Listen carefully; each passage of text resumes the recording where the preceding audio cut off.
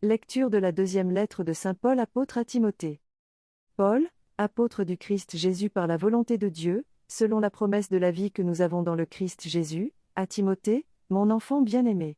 À toi, la grâce, la miséricorde et la paix de la part de Dieu le Père et du Christ Jésus notre Seigneur. Je suis plein de gratitude envers Dieu, à qui je rends un culte avec une conscience pure, à la suite de mes ancêtres, je lui rends grâce en me souvenant continuellement de toi dans mes prières, nuit et jour. Me rappelant tes larmes, j'ai un très vif désir de te revoir pour être rempli de joie.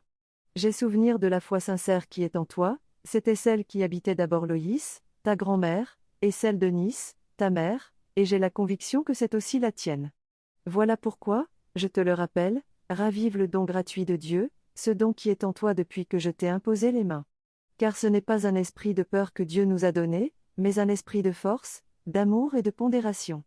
N'aie donc pas honte de rendre témoignage à notre Seigneur, et n'aie pas honte de moi, qui suis son prisonnier. Mais, avec la force de Dieu, prends ta part des souffrances liées à l'annonce de l'Évangile. Parole du Seigneur. Ou bien, Tite, mon enfant selon la foi qui nous est commune, lecture de la lettre de saint Paul apôtre à Tite. Paul, serviteur de Dieu, apôtre de Jésus-Christ au service de la foi de ceux que Dieu a choisis et de la pleine connaissance de la vérité qui est en accord avec la piété. Nous avons l'espérance de la vie éternelle, promise depuis toujours par Dieu qui ne ment pas. Au temps fixé, il a manifesté sa parole dans la proclamation de l'Évangile qui m'a été confiée par ordre de Dieu notre Sauveur.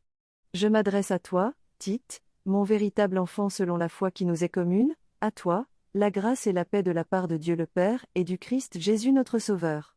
Si je t'ai laissé en Crète, c'est pour que tu finisses de tout organiser et que, dans chaque ville, tu établisses des anciens comme je te l'ai commandé moi-même. Parole du Seigneur.